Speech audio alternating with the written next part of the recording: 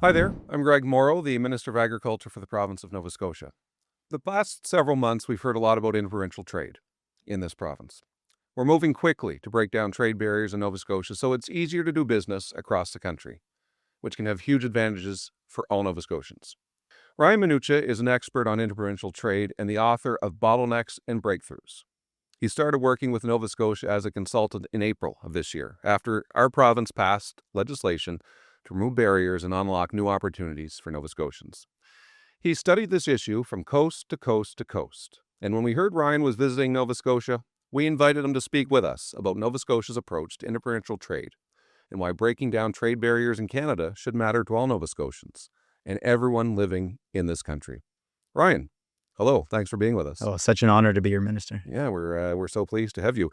You've spent years researching interprovincial trade. Why should people here in this province, Nova Scotia, care so much? I mean, we're talking big numbers, right? For Canada as a whole, we're talking about boosting the GDP by up to 7.9%. That's about $200 billion a year. Nova Scotia, unilaterally able to boost its GDP in the long run, 4.1%, up to 8% if other provinces want to join in. These are big numbers, and this is about Canadian prosperity and Nova Scotian prosperity. One of the things our premier often mentions is GDP per capita. I don't know if you're familiar, but a study was done recently out of the 10 provinces and 50 U.S. states. Nova Scotia ranks 60 out of 60 in terms of GDP per capita. So obviously you see the breakdown of interprovincial trade barriers as a way to improve that. Absolutely. And I've just been so impressed with the leadership of the province, of the leaders and everyone in government.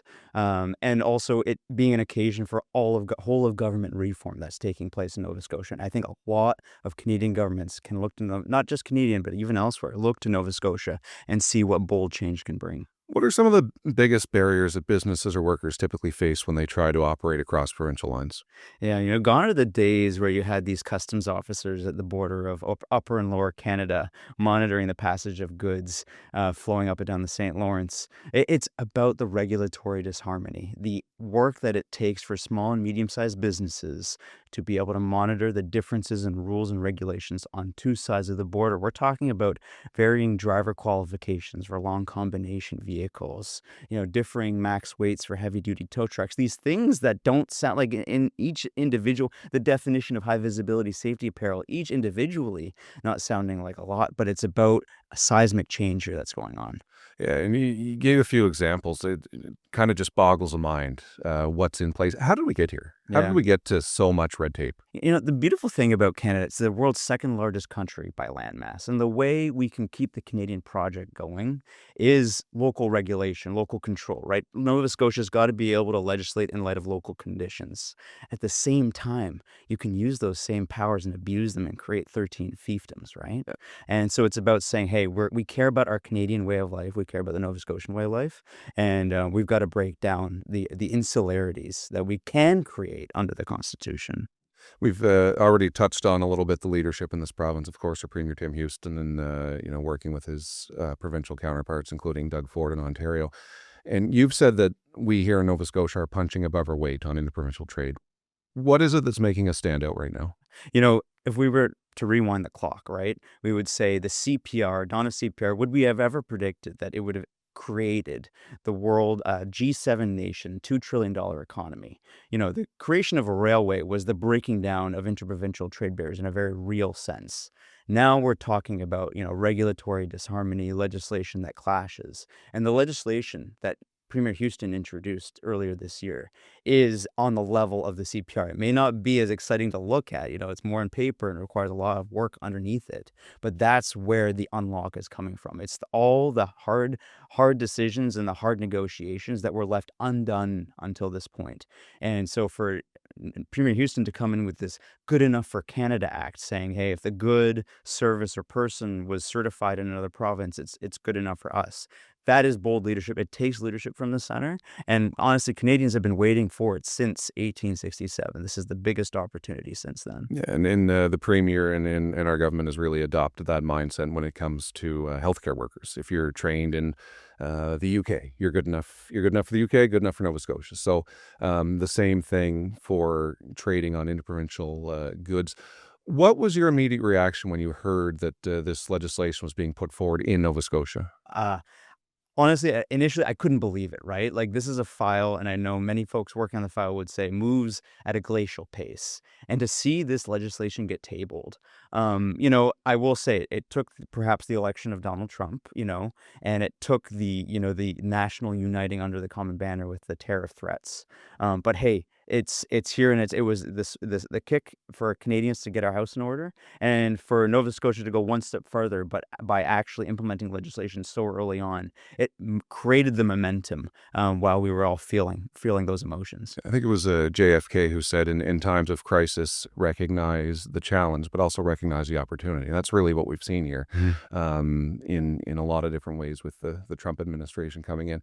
So with the Free Trade and Mobility Within Canada Act, first of its kind in the country, like you mentioned, help foster an environment of mutual recognition of goods, services, and labor mobility across all sectors.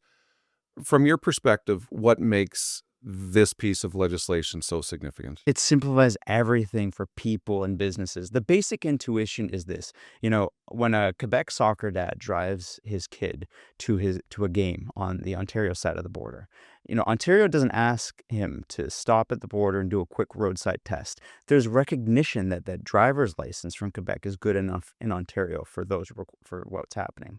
It's the same premise, but applying it everywhere else, right? Like if I'm here in Nova Scotia and I'm having a wonderful time. If I go hike up in Cape Breton, I'm not going to demand, and I break my leg, I'm not going to demand a medevac back to Ontario. I'm going to trust the doctors in Nova Scotia. There's something about all being, we march behind the same flag in times of at the Olympic and wear the same uniform in times of war. There's something about our citizenship that allows us to do this. Ryan, sometimes in government we speak in jargon and a lot of acronyms, and when you're a subject matter expert like yourself, you get used to these terms. But for someone who doesn't know, can you just maybe explain what is mutual recognition? Yeah. Mutual recognition is this. If the good or the person was certified by Ontario, that's okay. That's good enough for Nova Scotia. We're not going to duplicate testing or certification because we trust that the way that another province did their process is good enough for us. We've already removed some barriers with provinces like Alberta and PEI, and you touched on it a little earlier about the GDP impact. But what kind of impact could this have on our economy and our job market here in Mhm. Nova Scotia? Yeah, I mean, best estimates we're talking right now. I think and I'll tell you why I think it's a lower bound. But we're talking up to 200 billion a year, 7.9% boost the GDP. But again, I think that the economic models, which are robust, which are used internationally to measure, the impact of trade liberalization, that's just one piece of it. It doesn't capture things like the bringing in of best practices and knowledge and know-how and technology. There's lots that this economic model that we use to try to like explain what's going to happen. Again, going back to that, rewinding the clock to 1871, could we have ever predicted we would build the modern Canada, when we struck those railroad spikes in? It's the visionary thinking, right? And we'll see the benefits. It won't be tomorrow. It won't be, at the end of this quarter. It'll be next year, 2 years, 3 years, 5 years, because it's a culture shift. It's our regulators speaking to one another, saying, "Hey, the way that you guys certify, a dental hygienist over there, or you guys condition this good over there, it's good enough for us, right? Because I understand how you do it." We've seen some other provinces already come on board and join us. But I guess just in general, do you see opportunities for us to become a model for other provinces of what we're doing here? Yes, Yeah. and you need this leadership, and to his credit, Ontario's Doug Ford has given Premier Houston and Nova Scotia the credit it deserves for launching into this reform, and we've seen it internationally in Australia. It took individual states to step up to lead, right? To pull the collective forward. And I know it must be exhausting for folks in Nova Scotia who, when they're dealing with their provincial counterparts, to sort of say, "Hey, come on, guys, look at what we're doing here. It's in our all. If we care about our way of life? Do we care about the strength of our economy, the peacefulness of our society? Hey, we've seen the tables. Compared to our OECD counterparts, our competitiveness, our prosperity is dropping off a cliff. It takes this sort of game-changing initiative. Yeah. I want to spend a couple minutes just talking about what it means for Nova Scotians, maybe individually. So just thinking if you have any real world examples of how this might benefit workers or businesses. For example, I'm the Minister of Agriculture. So what you see as examples has how this may, help or affect the hardworking farmers, or maybe another example you can think Mhm. of. Yeah, I mean, a very, big high level, it's, less time spent dealing with duplicative regulation. It means it's, less expensive from a compliance perspective. It means that they can bring in, certified labor from elsewhere a lot easier. It means that they can get their goods to export markets. We've seen across, the what we're talking about, mutual recognition, studying it internationally, it boosts export volumes when you introduce this sort of legislation boosts export volumes by up to 40%. It really does matter. Yeah, I think a real world example for me is I think of our amazing winemakers we have in this province. We're the Napa Valley of the East, we like to call ourselves. And my first meeting with winemakers about 3.5 years ago, um, one of their big wishes was to get more access to other markets. Of course, we bring wine in from other provinces, but it's not always reciprocated. So now that we're at this spot, they're pretty excited for what the potential that they see, and we're so proud of what they make that we're excited to see it in other markets as well. Yeah, we've seen the premiers talk about direct to consumer. Yeah. And not only for the winemaker, but for consumers across the country, being able to taste that amazing wine coming from Nova Scotia. It was so difficult before. And hopefully, we're turning a page here. Yeah. There's always concerns about maybe the market being flooded with a certain product, but can you speak to that a little bit, to that concern? I mean, as a Nova Scotia minister, I stand behind the quality of our products, and I'd put it up against any other province. But what would you say to people who might be concerned about the flooding of the marketplace? Competition breeds best in class. It breeds the promotion of how best to do things, right?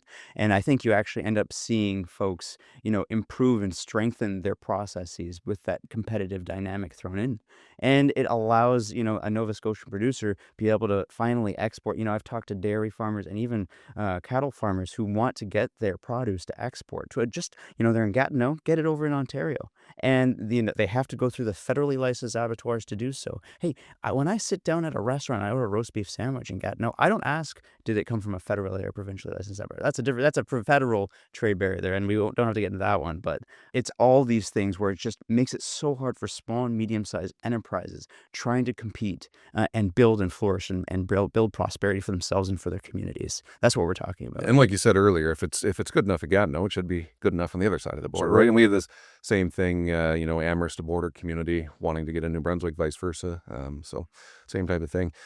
What kind of savings or efficiencies could households or businesses see when provinces work together like this? Yeah. No one cares about internal trade barriers, right? They care about them as a means to an end. They care about what they mean for the cost of living, the housing availability, healthcare worker shortages, which is what Nova Scotia is directly, that's what we really care about when we talk internal trade barriers. And we've seen that the liberalization, allowing people to move, not only does it allow the plugging of holes in healthcare systems, but it encourages more people when they know that their option set after getting those credentials broadens because they can move. They can actually, tap into their right to pick up and move to another part of the country. Like it promotes the entrance to those occupations. I don't know what viewing restrictions are here, Ryan, but I'm gonna use a bad word. It starts with a T. Tariff. Not those tariffs, but another kind of tariff. We've heard that eliminating interprovincial trade barriers could be like removing a 21% tariff. What does that mean in everyday terms? Have you Yeah. heard that number? Yeah, Yeah. these numbers are incredible. When we're talking about the patchwork nature of interprovincial trucking regulations, costing up to, on average, 8.3%. That means the cost of goods on shelves, it's got to go somewhere. So it's probably surfacing the cost of goods on shelves. These are real numbers, and it holds everything back. And can you imagine something that gets shipped 3, 4, 5, 6 times before it gets into that final product? You're layering that on each and every time it gets into the bed of that truck. You said it's not a matter of flipping a switch. It's not going to happen overnight, the changes, and everybody's familiar with the cost of living and price increase and that sort of thing. When might Nova Scotians start to notice a difference as a result of the work that's being done on interprovincial Mhm. trade? Yeah, based on, research done internationally, you start to see some of the numbers in the first year, but it really starts to ramp up year 2 and year 3. But I think one of the things that is so remarkable about what Nova Scotia is doing is thinking about, prosperity in terms of decades, and there's some short-termism, but there's some long-term issues that are finally being dealt with. Confederation wasn't that long ago, and we're having to renew our economic union in a really substantive way, and we've been forced to. We've been forced to do this in the past, right? One of the reasons for Confederation, I need not tell you sitting here in Halifax, where many of the negotiations occurred, many years ago. But, the U.S. canceled an early Canada-U.S. trade agreement in 1866, the year before Confederation. And that's not the only reason why we went forward with Confederation, but it was definitely a contributing factor. So looking ahead, you mentioned Confederation was not long ago.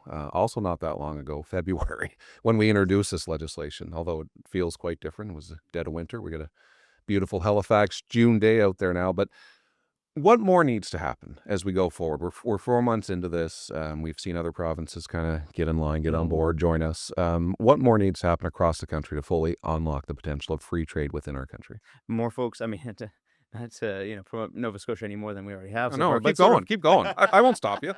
It's definitely following Nova Scotia. We need to see the provincial legislation of the caliber seen and tabled and passed in Nova Scotia across other provinces. We've seen Ontario enter into it, and we've seen PEI as well, and some in Manitoba. But let's get that broad based, right? Let's get the flow of goods and services and people going. But it's also July 1st is an important date. It's crystallizing all of that what we're doing for the internal market. But it's just the beginning, really. A lot, like, if this was easy, we would have done it, right? It's hard work, and it requires continued resources and dedication. True.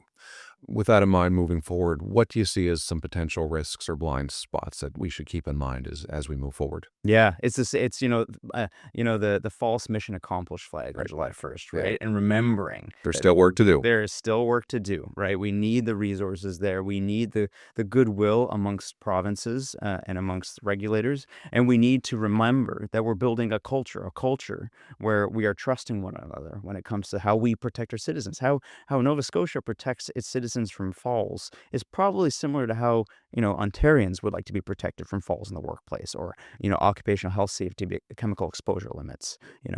So it's recognizing we're all probably starting from the same place when it comes to why and how we're regulating. You talked about the mission accomplished flag. That's a good one. If you could give one piece of advice in order to maintain the momentum, like the mission accomplished flag, what would it be? hmm In I think addition? it's excellent question. I think it's just remembering why we're here, why we're doing this, right? We already have the Canadian Free Trade Agreement. We passed that 30 years ago. We have the Constitution in place. We're doing something here in this moment of time because we have the opportunity, and it doesn't happen again. It's a once in a confederation sort of window here, where you have Mr. Trump doing what he's doing, and his aggressiveness fostering this unity. Yeah, and we talked a lot about Trump being the catalyst for this sort of thing. And just hypothetically, if we were able to reach an agreement on tariffs in the next 30 days with the U.S., does that change anything? Does that kind of pump the brakes on this interprovincial stuff? Or do you see now we've got the momentum, we're going full steam ahead regardless? Admittedly, if someone says, let's focus on the 40 million person economy and not the 340 million person economy, you might say, hey, where are your priorities in all this? But the thing is, all these changes that you and I have been talking about here, when it's roast beef or interprovincial trucking or the movement of certified labor, none of that requires heated negotiations in Mar-a-Lago or Washington, D.C. All of it requires us to realize that we have a competitiveness problem, not only, amongst our provinces, but internationally. And if we want our way of life to be able to sustain into the future, like, this is the hard work that is required. Thank you, Ryan. It's been a really interesting chat. Certainly value your expertise in this area. I know you had a chance to chat with some senior government officials earlier this morning. Is there anything else that you want to mention or talk about? I know we touched on a lot of stuff, but even just to recap, what I guess the message is going forward for Nova Scotians and our government. Yeah.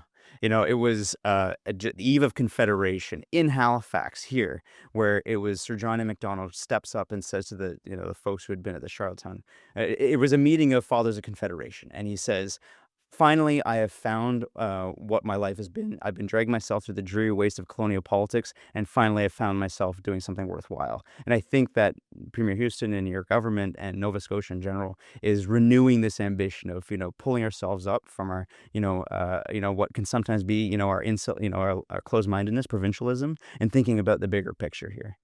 We believe in what we're doing. We believe we're doing the right thing as a government. Things like cutting red tape, making things easier, opening doors for our workers and helping businesses grow beyond our borders is the right thing to do, but it really validates it to have such a subject matter expert like yourself to come in and talk about it, to really, help us realize that we are trying to build a stronger province and a stronger country as a result. So thank you very much. Of course, thank you. It's been an honor to work with such an ambitious province. Of course. Yeah, we've been pushing, of course, as you know, and we'll continue to keep pushing to keep that momentum going. So thank you very much. Of course, thank you.